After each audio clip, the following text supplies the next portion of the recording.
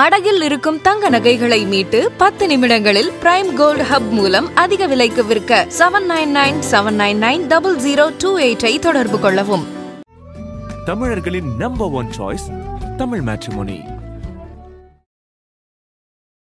All is not well in Pakistan. Operation சிந்தூருக்கு பிறகு பாகிஸ்தானுக்குள்ள நடக்கக்கூடிய விஷயங்கள் அது தொடர்பான செய்திகளை நம்ம பார்க்கும்போது இந்த ஒரு லைன் தான் நமக்கு நினைவுக்கு வரக்கூடிய ஒரு விஷயமா இருக்கு. கடந்த மே மாதத்துல மட்டும் பாகிஸ்தான்ல 9 இடத்துல நிலநடுக்கம் ஏற்பட்டிருக்கிறது. ஒரு நிலநடுக்கம் இல்ல ஏதோ ஒரு பகுதியில் ரொம்ப கம்மியான அளவுல நிலநடுக்கம், இந்த மாதிரியான செய்திகள் எல்லாமே ரொம்ப இயற்கையான ஒரு விஷயம் அப்படின்னு நம்ம கடந்து போகலாம். ஆனா 9 நிலநடுக்கம் அப்படிங்கிறது கடந்து போகக்கூடிய விஷயமாக இல்லை. ஏன் அப்படின்னா கிரானா ஹில்ஸ் அப்படிங்கிற ஒரு பகுதியில் இந்தியா நடத்திய தாக்குதல், அதுவும் குறிப்பாக நம்ம சுக்கோயில் இருந்து போன பிரம்மோஸ் ஏவுகணை நடத்திய தாக்குதல். இதுல அவங்களுடைய அந்த நியூக்ளியர் ஃபெசிலிட்டி அப்படிங்கிறது முழுமையாக சிதைக்கப்பட்டது. அது மட்டும் இல்லாமல் கிட்டத்தட்ட 11 ஏர்பேஸும் சிதைக்கப்பட்டது. அந்த 11 ஏர்பேஸ்லயும் இவங்க இந்த நியூக்ளியர் ஃபெசிலிட்டிக்கான விஷயங்களை வச்சிருந்தாங்க அப்படிங்கிறது அந்த உண்மை இப்போ அம்பலமாயிருக்கு. பாகிஸ்தானுடைய இஸ்லாமாபாத் அரசாங்கம் அணு ஆயுதம் தொடர்பாக ஏதோ ஒரு முக்கியமான விஷயத்தை இந்த உலக நாடுகள் கண்டு மறைக்குது. ஸோ அதோட வெளிப்பாடாதான் நிலநடுக்கம் ஏற்படுதா அப்படிங்கிற ஒரு கேள்வியும் இருக்கு. ஆனா இதுக்கு சயின்டிபிக் ரீசன்ஸ் சொல்லவும் படுது. அதுவும் நம்ம மறுதளிக்க முடியாது. என்ன அப்படின்னா இதுக்கு நடுவுல பாகிஸ்தானுடைய ஆர்மி ஜெனரல் அவர் சொல்லியிருக்காரு, stopping the water is act of war அப்படின்னு சொல்லியிருக்காரு. அதாவது நீரை நிறுத்துறேன் அப்படின்னு சொல்லியிருக்கிறது இந்தியா சொல்லியிருக்கு இல்லையா, இது ஒரு ஆக்ட் ஆஃப் வார் தான். எங்களை பொறுத்தவரையில் நாங்க அதை நோக்கி கடுமையான நடவடிக்கை எடுப்போம். இஸ்லாமாபாத் அரசாங்கத்துடைய மிக முக்கியமான நோக்கமாக இந்தியாவில் எப்படியாவது ஒரு தாக்குதல் நடத்தணும், இந்தியாவில் அடுத்தடுத்த தாக்குதல் நடத்தணும் அப்படிங்கிறது தான் அவங்களுடைய நினைவில் இருக்கு, அவங்களுடைய மனதில் ஆழத்தில் இருக்கு அப்படிங்கிறத இந்த செய்தி எல்லாமே வெளிப்படுத்துது. இந்த நாடோட எப்படி போய் நம்ம பேச்சுவார்த்தை நடத்த முடியும் அப்படிங்கிற ஒரு கேள்வியும் இருக்கு. ஆதர் நேயர்களுக்கு அன்பு வணக்கம். All is not well in Pakistan. Operation சிந்தூருக்கு பிறகு பாகிஸ்தானுக்குள்ள நடக்கக்கூடிய விஷயங்கள் அது தொடர்பான செய்திகளை நம்ம பார்க்கும்போது இந்த ஒரு லைன் தான் நமக்கு நினைவுக்கு வரக்கூடிய ஒரு விஷயமாக இருக்கு. ஏன் அப்படின்னா ஒரு பக்கம் இந்தியாவுக்கு எதிராக அந்த ஆபரேஷன் சிந்தூர்ல அவங்களுக்கு ஏற்பட்ட மிகப்பெரிய இழப்புகள், குறிப்பாக அந்த இராணுவ தளவாடங்கள் உட்பட எல்லா விஷயத்திலுமே அவங்களுக்கு ஏற்பட்ட இழப்புகள் அப்படிங்கிறது ஒரு பக்கம் இருந்துச்சு. அப்படின்னா அவங்களுடைய இந்த ஃபினான்ஷியல் சுச்சுவேஷன் அப்படிங்கிறது ஏற்கனவே ரொம்ப மோசமான ஒரு நிலையில இருந்தது. இப்போ இன்னும் கூடுதலாக அதுக்கு பல்வேறு ஃபேக்டர்ஸ் ஆட் ஆகிட்டே இருக்கு அப்படிங்கிற விஷயத்த பார்க்குறோம். இதில் 2 முக்கியமான விஷயங்கள். ஒன்று வாட்டர் கிரைசிஸ், அது எந்த அளவு கடுமையாக போயிருக்கு அப்படிங்கிறது ரொம்ப விரிவாக பார்ப்போம். ஆனால் அதுக்கு முன்பாக ஒரு செய்தி இருக்குது. அந்த செய்தி எல்லா இடத்துலையுமே வரக்கூடிய ஒரு நார்மலான செய்தியாக எல்லாருமே கடந்து போகிறாங்க. ஆனால் ஒரு சில பேர் இல்லை இதில் வேற ஏதோ ஒரு விஷயம் இருக்குது, இதில் மர்மம் இருக்குது, இது சம்மந்தமாக பாகிஸ்தான் இன்னும் அதிகாரப்பூர்வமாக எந்த ஒரு விஷயத்தையுமே ரிவீல் பண்ணாமல் வச்சிருக்கிறாங்க, ஏதேனும் ஒரு சர்வதேச நாடுகள் தலையிட்டால் மட்டும்தான் இதுலேருந்து விஷயம் வெளியே வரும் அப்படிங்கிற அளவுக்கு சொல்லக்கூடிய ஒரு விஷயமாக இருக்கு. என்ன அப்படின்னா கடந்த மே மாதத்துல மட்டும் பாகிஸ்தான்ல 9 இடத்துல நிலநடுக்கம் ஏற்பட்டிருக்கிறது. என்னப்பா நிலநடுக்கம் ஏற்படுறது என்ன சாதாரணமான விஷயம் தானே அப்படின்னு நிறைய பேர் யோசிக்கலாம். ஒரு நிலநடுக்கம் இல்லை ஏதோ ஒரு பகுதியில் ரொம்ப கம்மியான அளவில் நிலநடுக்கம், இந்த மாதிரியான செய்திகள் எல்லாமே ரொம்ப இயற்கையான ஒரு விஷயம் அப்படின்னு நம்ம கடந்து போகலாம். ஆனால் 9 நிலநடுக்கம் அப்படிங்கிறது கடந்து போகக்கூடிய விஷயமாக இல்லை. ஏன் அப்படின்னா குறிப்பாக சொல்லணும் அப்படின்னா இந்த ரேஞ்ச் ஆஃப் மேக்னிடியூட் 4 to 5.7 மேக்னிடியூட்ல இந்த நிலநடுக்கம் எல்லாமே ஏற்பட்டிருக்கு. அதுவும் குறிப்பாக இஸ்லாமாபாத், பெஷாவர், ஃபைசாபாத், அப்புறம் இந்த இந்துகுஷ் ரீஜன், இது எல்லாத்துலேயுமே இந்த நிலநடுக்கம் ஏற்படுறதால அங்கே இருக்கக்கூடிய மக்களே அதிர்ச்சியில் உட்காந்துருக்குறாங்க. என்ன நடக்குது அப்படின்னு அவங்களுக்கும் இதை புரிஞ்சிக்க முடியல. இந்த ஆபரேஷன் சிந்தூரில் நம்ம பார்த்தோம், கிரானா ஹில்ஸ் அப்படிங்கிற ஒரு பகுதியில் இந்தியா நடத்திய தாக்குதல், அதுவும் குறிப்பாக நம்ம சுக்கோயில் இருந்து போன பிரம்மோஸ் ஏவுகணை நடத்திய தாக்குதல். இதில் அவங்களுடைய அந்த நியூக்ளியர் ஃபெசிலிட்டி அப்படிங்கிறது முழுமையாக சிதைக்கப்பட்டது. அது மட்டும் இல்லாமல் கிட்டத்தட்ட 11 ஏர்பேஸும் சிதைக்கப்பட்டது. அந்த 11 ஏர்பேஸ்லேயும் இவங்க வந்து இந்த நியூக்ளியர் ஃபெசிலிட்டிக்கான விஷயங்களை வச்சுருந்தாங்க அப்படிங்கிறது அந்த உண்மை வந்து இப்போ வந்து அம்பலமாயிருக்கு. இப்போ அந்த கிரானா ஹில்ஸில் நடத்தப்பட்ட அந்த தாக்குதலுக்கு பிறகு அங்கே வந்து ஒரு நியூக்ளியர் லீக் ஏற்பட்டிருக்கா அப்படிங்கிற ஒரு செய்தி வந்து தொடர்ச்சியாக வந்து பரவலாக வந்து வெளிவந்தது. ஆனால் இதை வந்து பாகிஸ்தானுடைய இஸ்லாமாபாத் அரசாங்கமோ இல்லை நம்ம அரசாங்கமோ இதை வந்து உறுதிப்படுத்தலை. ஆனால் அந்த ஜியோ பொலிட்டிக்கல் எக்ஸ்பர்ட்ஸ் வந்து தொடர்ச்சியாக வந்து இதை வந்து ஆய்வுக்கு உட்படுத்தணும் அப்படின்னு சொல்லிக்கிட்டே இருந்தாங்க. ஆனால் இதில் முழுமையாக என்ன தகவல் இருக்குது அப்படிங்கிறது பின்னாடி தெரியவே இல்லை. அப்புறம் திடீர்னு பார்த்தீங்கன்னா அமெரிக்காவுடைய ஒரு விமானம், அது போர் விமானம் கிடையாது, அது வந்து இந்த நியூக்ளியர் ரேடியேஷன் லீக் இருந்தால் அதை வந்து கண்டறியறதுக்கான ஒரு டெக்னிக்கல் ஃபெசிலிட்டிஸ் இருக்கக்கூடிய ஒரு விமானம். அந்த விமானம் திடீர்னு இந்த கிரானா ஹில்ஸ் பகுதியில் பறக்குது. அதோட ரெக்கார்டு வந்து ஆதாரம் வந்து வெளியே வருது. அதுக்கப்புறம் வந்து திடீர்னு வந்து அந்த கிரானா ஹில்ஸை சுற்றி இருக்கக்கூடிய கிராமங்கள் இருக்கக்கூடிய மக்களை வந்து வெளியேற்றும் பணி நடக்குது. அதே மாதிரி வந்து இந்த போரான், குறிப்பாக அந்த நியூக்ளியர் லீக் இருந்துச்சுன்னா அதை வந்து சமன் செய்யக்கூடிய ஒரு கெமிக்கல் அதை வந்து தெளிக்கிறாங்க அப்படிங்கிற செய்தி.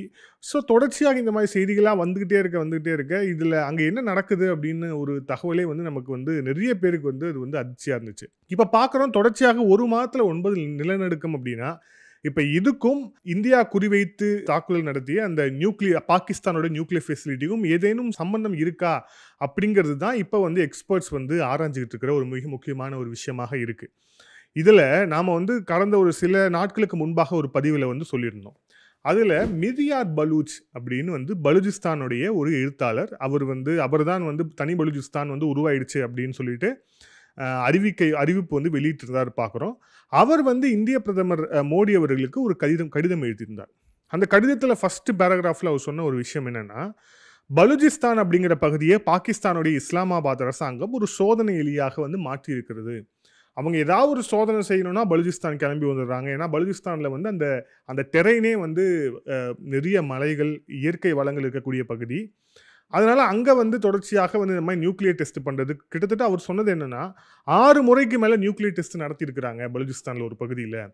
அதனால என்ன நடக்குது அப்படின்னா, பலுச்சிஸ்தானில் அந்த பகுதியில் பிறக்கக்கூடிய குழந்தைகள் வந்து குறை மாசத்தில் பிறக்கிறாங்க. அதே மாதிரி உடல் ஊனமுற்று பிறக்கிறாங்க.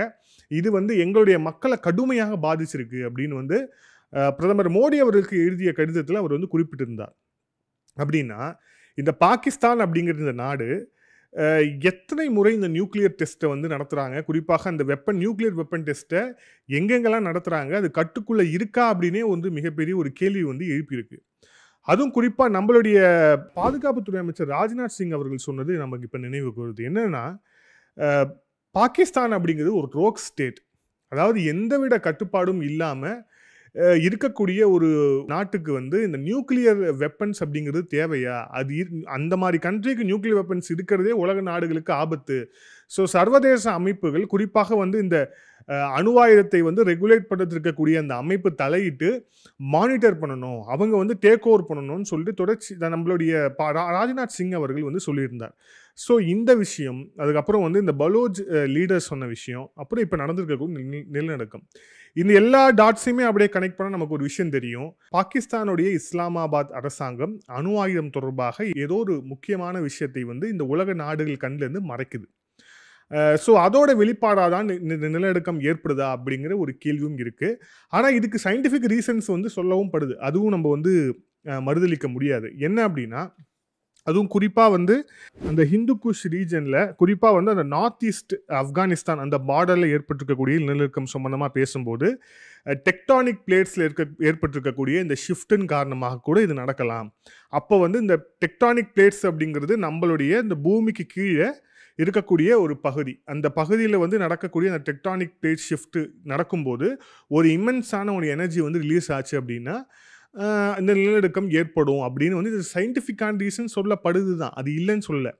ஆனால் இந்த இம்மென்ஸ் எனர்ஜி ரிலீஸ், அதாவது ஒரு மிகப்பெரிய ஒரு சக்தி வந்து வெளிப்படுது அப்படின்னா அது வெறும் இந்த டெக்டானிக் பிளேட் ஷிஃப்ட்னு மட்டும் சொல்ல முடியாது. ஒரு அணுவாயுதம் தொடர்பான ஏதும் விஷயம் வெடிச்சிருந்தா கூட அந்த மாதிரியான ஒரு இம்மென்ஸ் எனர்ஜி அதுலேருந்து ரிலீஸ் ஆகும் இல்லையா. அதுவும் குறிப்பாக இந்த நியூக்ளியர் அப்படிங்கிறது பெருமளவில் வந்து இப்போ வந்து அண்டர் கிரவுண்ட் டெஸ்ட்டாக தான் வந்து நடக்குது. ஸோ அப்படி இருக்கும்போது அந்த மாதிரி ஏன் நடக்கக்கூடாது அப்படிங்கிற கேள்வியும் வந்து ஆய்வாளர்கள் இப்போ தொடர்ச்சியாக வந்து எழுப்பி வராங்க அப்படிங்கிறத பார்க்குறோம். ஆனால் இந்த விஷயங்கள் தொடர்ச்சியாக நடந்தால் கூட இதை பற்றின உண்மை வந்து மக்களுக்கு தெரியணும் அப்படிங்கிற அந்த ஒரு சின்ன அடிப்படையான அந்த ஒரு இது கூட இல்லாமல் இஸ்லாமாபாத் அரசாங்கம் தொடர்ச்சியாக இதை வந்து மறைக்கும் வேலையில் ஈடுபட்டுட்டு வராங்க. அங்கே இருக்கக்கூடிய இயற்கை ஆர்வலர்கள், குறிப்பாக சர்வதேச அளவில் வந்து இந்த அணு ஆயுதத்துக்கு எதிராக நிறைய அமைப்புகள் வந்து இயங்கிட்டு இருக்கு. அந்த மாதிரி அமைப்புகள் தலையிட்டாதான் பாகிஸ்தானில் என்ன நடக்குது அப்படிங்கிற அந்த விஷயமே வந்து வெளியே வரும். இது வரும். ஆனால் வந்து இதை எவ்வளோ நினச்சாலும் பாகிஸ்தானோட இஸ்லாமாபாத் அரசால் வந்து மூடி மறைக்க முடியாது. ஏற்கனவே அவங்களுடைய அணு ஆயுதங்கள்லாம் எங்கெங்கே இருக்குது அப்படிங்கிற ஒரு பெரிய லிஸ்ட்டே வந்து வெளியே ஆயாச்சு. அதனால் இன்னமும் மறைக்க முடியாது. என்னென்ன செஞ்சுக்கிட்டு இருக்காங்க அப்படிங்கிறது மிக விரைவில் வெளியே வரும் அப்படிங்கிறத பார்க்கலாம். ஒன்று. இப்போ ரெண்டாவது பார்த்தீங்க அப்படின்னா, பாகிஸ்தானில் ஏற்பட்டிருக்கக்கூடிய இந்த வாட்டர் கிரைசிஸ். இந்த வாட்டர் கிரைசிஸ் சம்பந்தமாக பாகிஸ்தானுடைய மிக முக்கியமான ஒரு ஆர்டிஸ்ட் வந்து அவங்க வெளியிட்டிருந்த அந்த வீடியோ, அது குறிப்பாக அவங்களுடைய டிக்டாக்ல வந்து பதிவாகி அது மிக வைரலாக போச்சு. கராச்சி இன்டர்நேஷனல் ஏர்போர்ட்டில் பாத்ரூமில் தண்ணி வரலங்க அப்படின்னு சொல்லிட்டு அவங்க வெளியிட்டிருந்த அந்த வீடியோ அப்படிங்கிறது மிக வைரலாக போச்சு அப்படிங்கிறத பார்க்குறோம். இங்கேயும் நம்ம நிறைய பேர் நம்ம செய்தியை எடுத்து போட்டிருந்தாங்க. இப்போ அதுக்கு அடுத்தபடியாக பார்க்குறோம், நேற்று கராச்சியில் இருக்கக்கூடிய பல பகுதிகளில் மக்கள் வந்து வீதியில் இறங்கி தண்ணி இல்லை அப்படிங்கிற ஒரு கோரிக்கையோடு வந்து போராட்டம் நடத்துகிற அளவுக்கு போயிருக்கு அப்படிங்கிறத பார்க்குறோம். இது குறிப்பாக லோக்கலில் இருக்கக்கூடிய போல் நியூஸ், அதுக்கப்புறம் ஜிடிவி அப்படிங்கிற அவங்களுடைய இந்த லோக்கல் நியூஸஸில் வந்து பதிவாயிருக்கக்கூடிய ஒரு விஷயம். அங்கே வந்து அவங்க என்ன சொல்கிறாங்க அப்படின்னா வந்து இங்கே வந்து எங்கேயுமே எங்களுக்கு வந்து தண்ணி இல்லை, அதே மாதிரி நாங்கள் தண்ணி வேணும் அப்படின்னா காலைல 3 மணிக்கு எந்திரிச்சு கிட்டத்தட்ட பல கிலோமீட்டர் நடந்து போய் தான் தண்ணி எடுத்துகிட்டு வர வேண்டிய சுச்சுவேஷன் இருக்குது அப்படின்னு. இது நீங்கள் ஏதோ கிராமத்தில் நடக்குதுன்னு நினச்சிக்காதீங்க. இது வந்து கராச்சிங்கிறது பாகிஸ்தானுடைய தலைநகர். அந்த இடத்துல வந்து நீர் தட்டுப்பாடு ஏற்படுது அப்படின்னா இது என்ன காரணம் அப்படின்ட்டு கொஞ்சம் ரீவைண்ட் பண்ணும்போது இந்த செய்தி ஒட்டியே வரக்கூடிய ஒரு விஷயம் என்னென்னா, இந்தியாவுடைய இண்டஸ் வாட்டர் ட்ரீட்டி. இந்த கிளைமேட் சேஞ்சில் வந்து பாதிக்கப்பட்ட நாடுகள் அப்படி எடுத்துக்கிட்டோம்னா அதில் மிக முக்கியமான நாடாக பாகிஸ்தான் இருக்குது. ஏன் அப்படின்னா கடந்த வருடம் 2024 பாகிஸ்தானுடைய ட்ரையஸ்ட் இயர் அப்படின்னு வந்து சொல்லப்படுது. மிகவும் வறண்ட ஒரு ஆண்டு அப்படின்னு வந்து பாகிஸ்தான் அந்த 2024 சொல்கிறாங்க. அது மட்டும் இல்லாமல் 67% அந்த ரெயின்ஃபால் அப்படிங்கிறது, மழை பொழிவு அப்படிங்கிறது குறைவாக பதிவாகி இருக்கிறது அப்படின்ட்டு வந்து செய்திகள் வந்து சொல்லுது. இதுக்கு அப்படியே 2 வருஷம் முன்னாடி பார்த்தோன்னா 2022 மிகப்பெரிய ஒரு ஃப்ளட்டு. அந்த ஃப்ளட்டில் வந்து 1700 பேர் வந்து இறந்துட்டாங்க பாகிஸ்தானில். இப்போ நம்ம ஊர்லேயும் ஃப்ளட் நடக்குது. இப்போ ரொம்ப ரீசெண்டாக பெங்களூரில் நடந்தது, அதுக்கு முன்னாடி டெல்லியில் நடந்தது. நம்ம ஊர்லேயும் ஃப்ளட் நடக்குது. ஆனால் 1700 பேர் வந்து இறந்துருக்குறாங்க அப்படின்னா அப்போது அந்த பாகிஸ்தானுடைய இந்த அடிப்படை கட்டமைப்பு அப்படிங்கிறது எந்த அளவுக்கு இருக்குது அப்படிங்கிறத நம்ம இதுலேருந்தே வந்து நம்ம வந்து தெரிஞ்சுக்கலாம். ஸோ ஒரு மிகப்பெரிய ஒரு கிரைசிஸை நோக்கி பாகிஸ்தான், குறிப்பாக இந்த வாட்டர் கிரைசிஸை நோக்கி நகர்ந்துட்டு இருக்கிறாங்க அப்படிங்கிறத பார்க்குறோம்.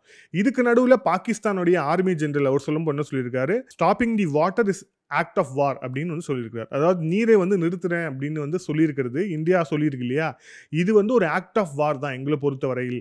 நாங்கள் அதை நோக்கி கடுமையாக நடவடிக்கை எடுப்போம். குறிப்பாக வந்து ஜெய்சங்கர் அவர்கள் வந்து இண்டஸ் வாட்டர் ட்ரீட்டி எல்லாம் வந்து அதெல்லாம் நாங்கள் ஃபாலோ பண்ண முடியாது, நாங்கள் நிறுத்தி வச்சுக்கிறோம், தண்ணீர் திறந்து விடுவதற்கான எந்த வாய்ப்பும் வந்து இல்லை அப்படின்னு வந்து ஜெய்சங்கர் சொன்னதுக்கு எதிர்வினையாக இந்த பாகிஸ்தானுடைய ஆர்மி ஜெனரல் வந்து சொல்லியிருக்காரு அப்படிங்கிறத பார்க்குறோம். இவங்க நம்மக்கிட்ட தண்ணீர் கேட்குறாங்க, இந்த விஷயங்களை வந்து திருப்பி ரீஇன்சர் பண்ண சொல்கிறாங்க. ஏன் இங்கே உள்ள இருக்கக்கூடிய அரசியல்வாதிகளே நிறைய பேர் தண்ணி திறந்து விடணும்லாம் சொல்கிறாங்க. இது எல்லாமே சொல்கிறாங்களே தவிர அந்த பாகிஸ்தானுடைய அந்த தீவிரவாத நடவடிக்கை அப்படிங்கிறது எங்கேயாவது நிற்குதா அப்படின்னா அதுக்கு மட்டும் வந்து எந்த இடத்துலையுமே வந்து நிற்க மாட்டேங்குது. நம்ம கடந்த பதிவுலேயே சொல்லியிருந்தோம், பாகிஸ்தானுடைய அந்த பஞ்சாப் மாகாணத்துடைய சட்டசபையுடைய சபாநாயகராக இருக்கக்கூடிய அவர் கலந்து கொண்ட நிகழ்ச்சியில் லெஃப்ட் சைட்லையும் ரைட் சைட்லையும் வந்து தீவிரவாதிகளோடு அவர் வந்து உட்கார்றாரு, பேசுகிறாரு. குறிப்பாக இந்தியாவுக்கு எதிராக வந்து பேசுகிறாங்க அப்படின்ட்டு வந்து பார்க்குறோம். அதுவும் வந்து அந்த அந்த அந்த ப்ரோக்ராமோட தலைப்பே வந்து இந்தியாவை வேறு இருக்க வேண்டும்னு. ஸோ அந்த மாதிரி ஒரு அப்படி இருக்கக்கூடிய ஒரு நாடு, அந்த குறிப்பாக தீவிரவாதிகளை எந்த இடத்துலையும் நம்ம விட்டு கொடுத்துடவே கூடாது அப்படின்னு இருக்கக்கூடிய நாடு இப்போ வந்து தண்ணீரை வந்து கொடுங்க, அதுக்கப்புறம் பேச்சுவார்த்தை நடத்துங்க அப்படின்னா இதை எப்படி இந்தியா வந்து கன்சிடர் பண்ணும் அப்படிங்கிற அந்த ஒரு அடிப்படை விஷயம் கூட இஸ்லாமாபாத் அரசாங்கத்துக்கு தெரியாமல் இருக்குது. இதில் இன்னொரு விஷயம் என்னன்னா, மிக குறிப்பாக இந்த பெஹல்காம் தாக்குதலுடைய மூளையாக இருந்த லஷ்கர் இ தொய்பாவுடைய முக்கியமான சீஃப் கமாண்டர் சைஃபுல்லா கசூரி, இந்த பயங்கரவாதி தான் பெஹல்காம் தாக்குதலுக்கு மூளையாக இருந்த பயங்கரவாதி. இந்த பயங்கரவாதி இப்போ வந்து அந்த பாகிஸ்தானுடைய மிக முக்கியமான இடங்கள் இருக்கக்கூடிய அந்த ஃபங்க்ஷன்ஸ் எல்லாமே அட்டன் பண்ணும்போது என்ன இதுனா வந்து அங்கே இருக்கக்கூடிய அந்த சுற்றி இருக்கவங்கலாம் ரோஜா பூ அந்த இதழ்கள் அப்படியே போட்டு வந்து அவர் வந்து பெரிய அளவுக்கு வந்து வரவேற்கிறாங்க அப்படிங்கிறத பார்க்குறோம். ஸோ அப்போ அங்கே இருக்கக்கூடிய இந்த நபர்கள், அந்த அரசாங்கம் பெஹல்காம் தாக்குதல் நடத்திய அந்த தீவிரவாத தாக்குதலுக்கு மூளையாக இருந்த ஒரு நபரை எப்படி நடத்துறாங்க அப்படிங்கிறதுல இருந்தே இந்தியாவுக்கு எதிராக அவங்களுடைய வன்மம் அப்படிங்கிறது மிக தெளிவாக தெரியுது. இந்த மாதிரி ஒரு நாட்டோட இந்த நீரை வந்து தடுக்கிறத வந்து நியாயம் இல்லைன்னு வந்து சொல்லக்கூடியவங்களை நம்ம என்ன சொல்றது அப்படின்னு வந்து தெரியல. இப்போ இன்னொன்று பாருங்க, இதே பெஹல்காம் தாக்குதலுக்கு மூளையாக இருந்த இதே சைஃபுல்லா கசூரி அந்த நபர் தொடர்பாக ஒரு உளவு தகவல் இப்போ வந்து வெளியே இருக்கு. குறிப்பாக உளவுத்துறை வெளியிட்டிருக்கிறாங்க. அந்த தகவல் என்ன அப்படின்னா, பங்களாதேஷ்ல இப்போ வந்து ஒரு கிரைசிஸ் வந்து போயிட்டு இருக்கு. அங்க இருக்கக்கூடிய உள்ளூர்ல ஜமாத்தி இஸ்லாம் போன்ற அந்த ரேடிக்கல்ஸ் வந்து எலெக்ஷன்ல வந்து பார்ட்டிசிபேட் பண்ற அளவுக்கு உள்ள வந்துட்டு இருக்கிறாங்க. தேர்தல் அப்படிங்கிறது எப்படிலாம் தள்ளி வைக்கலாம் அப்படின்னு வந்து அங்க இருக்கக்கூடிய அந்த வாடகை ப்ரொஃபஸர் அமெரிக்கா வந்து அமர்த்தி இருக்கக்கூடிய அந்த வாடகை ப்ரொஃபஸர் யூனிவர்சிட்டி யோசிச்சுக்கிட்டே இருக்கிறாரு. இந்த நிலையில இந்த சைஃபுல்லா கசூரி வந்து இப்போ எப்படி இந்தியாவில் வந்து தாக்குதல் நடத்த லஷ்கர் இ தொய்பா அப்படிங்கிற அந்த பேர் இல்லாமல் ரெசிஸ்டன்ட் ஃப்ரண்ட் அப்படின்னு ஒரு இயக்கத்தை வந்து ஃப்ளோட் பண்ணானோ, அதே மாதிரி வேற ஒரு இயக்கத்தை வந்து ஃப்ளோட் பண்ணி பங்களாதேஷ்ல இருந்து இயங்கலாம் அப்படிங்கிற திட்டமிட்டு இருக்கிறதாக இப்போ வந்து தகவல் வந்திருக்கு. இந்த நாடு உருப்படுமா? இந்த நாடு திருந்துமா? இஸ்லாமாபாத் அரசாங்கத்துடைய மிக முக்கியமான நோக்கமாக இந்தியாவில் எப்படியாவது ஒரு தாக்குதல் நடத்தணும், இந்தியாவில் அடுத்தடுத்த தாக்குதல் நடத்தணும் அப்படிங்கிறது தான் அவங்களுடைய அந்த நினைவில் இருக்கு, அவங்களுடைய மனதில் ஆழத்தில் இருக்கு அப்படிங்கிறத இந்த செய்தி எல்லாமே வெளிப்படுத்துது. இந்த நாடோட எப்படி போய் நம்ம வந்து பேச்சுவார்த்தை நடத்த முடியும் அப்படிங்கிற ஒரு கேள்வியும் இருக்கு. இப்போ அடுத்து பாருங்க, இந்தியா இப்போ அஃபிஷியலாக ஒரு ஸ்டாண்ட் எடுத்திருக்கிறாங்க. என்ன அப்படின்னா, வங்கதேசத்தில் விரைவில் நீங்கள் வந்து தேர்தலை வந்து நடத்தணும் அப்படின்னு அங்கே இருக்கக்கூடிய அந்த இன்ட்ரிம் கவர்மெண்ட்டுக்கு வந்து சொல்லியிருக்கிறாங்க. நீங்கள் வந்து மக்களால் தேர்ந்தெடுக்கப்பட்ட ஒரு ஆட்சி வந்து பங்களாதேஷில் வந்து நிறுவப்பட வேண்டும். அப்படி நிறுவப்பட்டால்தான் அது இந்த ரீஜன்லேயே வந்து ஒரு அமைதியை கொண்டு வரும் அப்படின்ட்டு வந்து நம்மளுடைய இந்தியா தரப்புலேருந்து வலியுறுத்தப்பட்டிருக்கிறது. இது வந்து இந்தியா கொடுத்துருக்கக்கூடிய ஒரு ஸ்ட்ரெயிட்டான மெசேஜ். இதுக்கு முன்பாக ஷேக் ஹசீனா வந்து வெளியிட்ட அந்த ஒரு இது வந்து மறைமுகமான மெசேஜ். ஆனால் இப்போ கொடுத்துருக்கிறது நீங்கள் தேர்தலை நடத்துங்க அப்படின்னு வந்து இந்தியா சொல்லியிருக்கிறது அப்படிங்கிறது ஒரு அறிவுறுத்தல், வலியுறுத்தல் அப்படின்னு பார்க்கலாம். ஆனால் இது வந்து அழுத்தம் அப்படின்னு தான் நம்ம நேரடியாக வந்து புரிஞ்சுக்க முடியும். இது மட்டும் இல்லாமல் டெல்லியில் இப்போ நம்ம பேசிக்கொண்டிருக்கக்கூடிய சூழலில் இந்திய இராணுவத்துடைய ஒரு சில அஃபீஷியல்ஸ், அப்புறம் அமெரிக்க இராணுவத்துடைய ஒரு சில அஃபீஷியல்ஸ் 2 பேருமே வந்து பேசிக்கிட்டு இருக்கிறாங்க அப்படிங்கிறத பார்க்குறோம். இதில் முக்கியமாக இரு நாடுகளுக்கு இடையிலான ஒத்துழைப்பு இது சம்பந்தமாக பேசுகிறோம் அப்படிங்கிறது தான் வந்து ஒரு ஓவரால் அவுட்லுக்காக வந்து அவங்க வந்து சொல்கிறாங்க.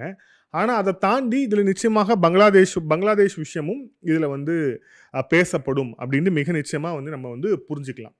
இப்போது இந்த ஆப்ரேஷன் சிந்தூரில் நமக்கு எதிராக வந்து நின்ற நாடுகள், குறிப்பாக வந்து நேரடியாக வந்து இருந்தது பாகிஸ்தான், அதுக்கப்புறம் வந்து மறைமுகமாக இருந்தது சைனா, அதுக்கப்புறம் துருக்கி. இரண்டுத்தையும் பார்க்குறோம். ஏற்கனவே இந்த ஆப்ரேஷன் சிந்தூருக்கு பிறகு சைனாவுடைய அந்த அவங்களுடைய ஏர் டிஃபென்ஸ் சிஸ்டத்துடைய லட்சணம் என்ன, அதுக்கப்புறம் வந்து அவங்க வழங்கிய அந்த ஆயுதங்கள் அதோட லட்சணம் என்ன, அவங்களுடைய ஏவுகணையுடைய பவர் என்னங்கிறதுலாம் அம்பலமாயிடுச்சு. இப்போ பார்க்குறோம், துருக்கி வந்து அவங்களுக்கு வந்து ட்ரோன்ஸ் வழங்கினாங்க, பாகிஸ்தானுக்கு ட்ரோன் வழங்கினாங்க. அந்த ட்ரோன் மூலியமாக தான் வந்து பாகிஸ்தான் இந்தியாவை நோக்கி தாக்குதல் நடத்தியது அப்படிங்கிறத பார்க்குறோம். இப்போது பாகிஸ்தானுக்கு துருக்கி வழங்கிய அந்த ட்ரோன்களில் குறிப்பாக வந்து சோன்கார் ட்ரோன் அப்படின்னு ஒன்று, அப்புறம் வந்து பைக்கார் YIHA ட்ரோன்ஸ் வந்து வழங்கப்பட்டது. இப்போ அந்த 2 ட்ரோனோட இன்டர்நேஷ்னல் மார்க்கெட் அப்படிங்கிறது படுத்துருச்சு. அதுக்கான முக்கியமான காரணம் ஆப்ரேஷன் சிந்தூரில் அது வந்து எந்த வகையிலையும் பயன்படல, அதோட பெர்ஃபார்மன்ஸ் அப்படிங்கிறது ஒஸ்ட்டாக இருந்துச்சு. அப்படிங்கிற காரணத்தால் துருக்கியோட இந்த ட்ரோன்கள் வந்து விலை போகாத ட்ரோன்களாக மாறி இருக்கு அப்படிங்கிற அந்த விஷயத்தை பார்க்குறோம். இப்போ அதற்கு மாறாக ஆப்ரேஷன் சிந்தூரில் நாம் வந்து பிரம்மோஸ் ஏவுகணையை பயன்படுத்தணும். இப்போ அந்த பிரம்மோஸ் ஏவுகணை எந்த அளவுக்கு எஃபெக்டிவாக அவங்களுடைய 11 ஏர்பேஸை வந்து தாக்கி நொறுக்குச்சு அப்படிங்கிறத பார்த்தோம். இப்போது நாம் அந்த பிரம்மோஸ் ஏவுகணையை அப்கிரேடாக பிரம்மோஸ் ஏவுகணை 800 கிலோமீட்டர்ஸ் ரேஞ்சை வந்து டெவலப் பண்ணுறதுக்கான அந்த வேலையில் வந்து இப்போ வந்து நாம் வந்து இறங்கியிருக்கிறோம் அப்படிங்கிற அந்த ஒரு விஷயத்தை பார்க்குறோம். இதுக்கான டெஸ்ட்டும் வந்து ஏற்கனவே சக்ஸஸ்ஃபுல்லாக முடிஞ்சிருக்கு அப்படிங்கிற அந்த ஒரு விஷயத்தையும் பார்க்குறோம். இதில் அடுத்த முக்கியமான விஷயம் என்ன அப்படின்னா, S-400 தாண்டி ரஷ்யா வந்து இப்போ வந்து நமக்கு என்ன ஆஃபர் பண்ணியிருக்காங்கன்னா, சுகோய் 57E அப்படிங்கிற விமானத்தை வந்து முழுக்க லோக்கல்லையே தயாரிக்கிறதுக்கான அந்த ஒத்துழைப்பை வந்து நல்கிறதுக்கான விஷயங்கள் ரஷ்யா வந்து முன்னெடுத்திருக்காங்க. இந்த சுகோய் 57E அப்படிங்கிற இந்த விமானம் வந்து 5th generation stealth fighter jet.